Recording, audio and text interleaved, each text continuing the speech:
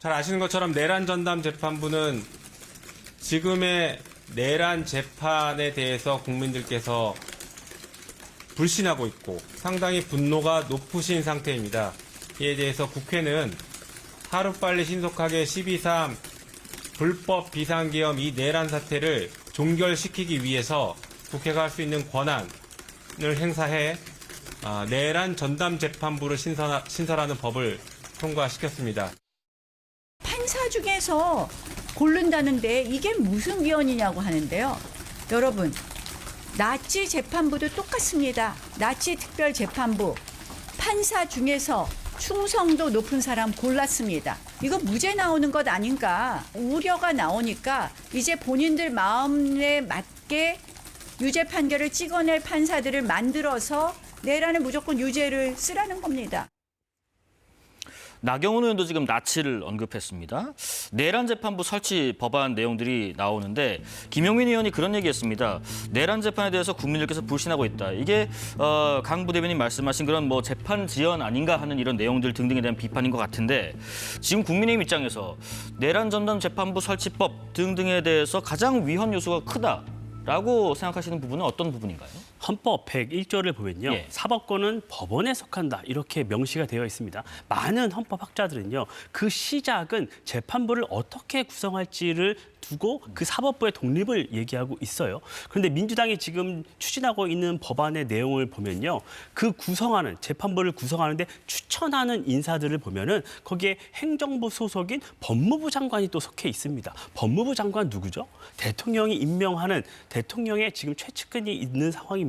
그런 상황에서 정성호 법무부 장관이 재판부를 누구를 구성할지 추천하는 거기에 관여를 한다. 이것은 과연 재판부가 독립적으로 구성된다. 이렇게 볼 수 있는 부분일까요? 많은 국민들이 의문을 가질 수밖에 없을 것입니다. 지금 민주당의 이 내란 전담 재판부는 앞뒤가 맞지 않습니다. 당초에 민주당이 이 내란 전담 재판부를 추진하는 이유를 두고는 재판이 너무 늘어지고 있다. 네. 빨리 해야 한다는 주장이었습니다. 그런데 만약에 내란 전담 재판부가 출범을 한다면 지금 가동되고 있는 많은 재판들이 오히려 중단될 수가 있는 것이에요. 새로운 재판부가 구성되면 그동안의 재판부 기록을 새롭게 모든 걸 다 다시 봐서 재판을 판결을 내려야 하는 상황입니다.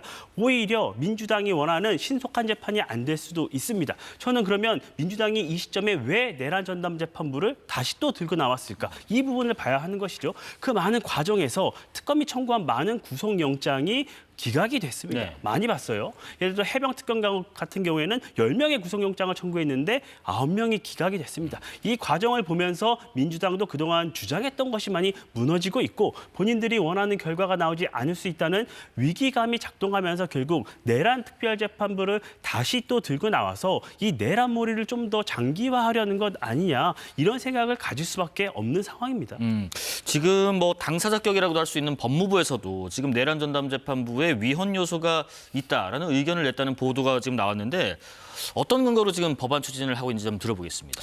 일단 그 국민의힘에서 지적하셨던 예. 부분에 있어서는 좀 설명을 드려야 될 것 같아요.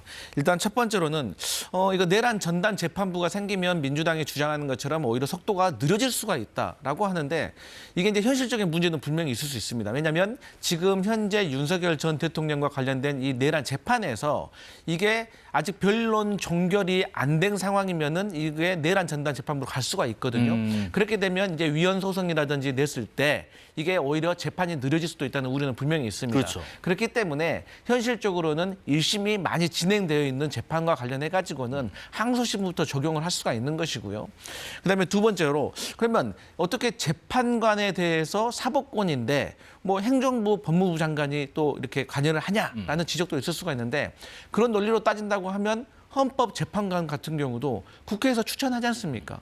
또 대법원장도 어쨌든 대통령이 임명하는 거 아니겠습니까? 추천위원회를 꾸려가지고. 그렇기 때문에 여기에 대해서 오히려 무작위로 판사를 지정을 해야지 오히려 한 사람을 이렇게 찍어서 하는 것이 맞느냐, 오히려 편향되어 있는 판사가 재판을 하는 것이 아니냐 이런 지적이 맞을 수가 있는데 그조차도 사실 직위원 재판부의 이 배당 과정을 보면 이게 적시처리 중요 사건이라고 해가지고 이 사건이 중요하고 빠른 시간 내에 처리가 돼야 되기 때문에 이것을 지정을 한 겁니다. 그러니까 윤석열 전 대통령의 형사사건을 담당하고 있는 지기현 판사는 무작위 원칙에 의해서 배정된 게 아니에요. 지정을 한 겁니다. 그런데 이분 전문 분야가 식품보건 전문이에요. 그렇기 때문에 이 부분에서도 조금 오류가 있었기 때문인 것이고 결과적으로 그러면 이제 법무부에서 위헌과 관련된 소지가 있다. 근데 제가 알기로는 법무부의 입장은 신중하게 검토를 해야 된다라는 것이지 위헌 소지가 있다라는 저는 그 결정을 한 건 아니다라고 알고 있기 때문에 네.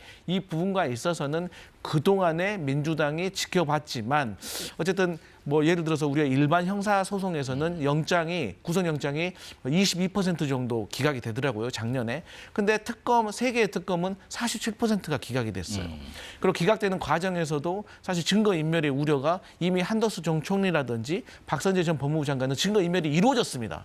그럼에도 불구하고 영장이 기각됐다는 것에 대해서 많은 국민들이 우려하고 있기 때문에 이 부분에 있어서는 법의 절차에 따라서 저희가 진행하겠다라고 말씀드리겠습니다. 위헌 소지라기보다는 신중한 검토가 필요하다는 의견을 낸 것으로 알고 있다. 법무부에서 신중한 검토라는 얘기가 요즘 자주 나오는 것 같습니다. 그런데 이 법안 보면 아까 잠깐 언급하셨습니다마는 지귀현 부장판사가 담당하고 있는 윤 전 대통령의 1심 재판도 내란 전담 재판부로 넘어갈 가능성이 있는 것인가 싶습니다. 애초에 내란 전담 재판부 안은 2심부터 만약에 이게 된다면 적용되는 걸로 알려지지 않았나 싶은데요. 그러니까 이제 선고일이 잡히지 않았으면 그쪽으로 넘긴다 이렇게 적시가 되어 있는 걸로 알고 있습니다. 네네. 그러니까 윤석열 전 대통령 같은 경우 내란 재판 같은 경우에는 아직 공판이 진행 중이고 빠르면 2월 정도에 이제 선고가 되지 않을까 이런 전망이 나오고 있어요. 그런데 이제 다음 달 정도 되면 네. 김용현 전 장관이나 이런 내란 관련 혐의자들의 재판까지 다 병합이 됩니다. 그러다 보면 조금 더 늦어질 수는 있겠죠. 그런데 여기서 저희가 또 하나 알고 있어야 되는 점이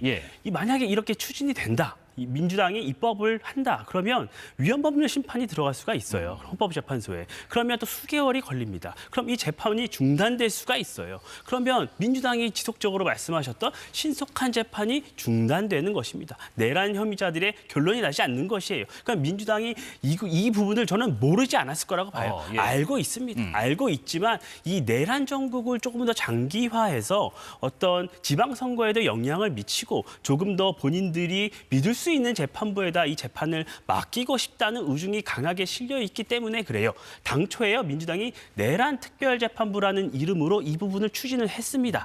그런데 헌법 밖에부터 여러 정부 내에서도 위헌 소지가 다분하다는 말씀이 많이 있었기 때문에 중단되어 있었어요. 근데 그 과정에서 많은 사람들의 영장이 기각이 됐고 그러다 보니까 조금 더 내란 전담재판부로 이름이 바뀐 것이에요. 내란 특별재판부가 내란 전담재판부로 바뀐다고 해서 그 위헌성이 없어지는 것은 아닙니다. 뿐만 아니죠. 그리고 민주당 같은 경우에는 구속영장이 기각된 부분을 많이 지적을 하고 있습니다. 그런데요, 민주당 그리고 특검이 추진하는 많은 압수수색 관련된 영장은 다 발부가 돼서 많은 압수수색이 이루어졌습니다. 뭐가 더 중요합니까?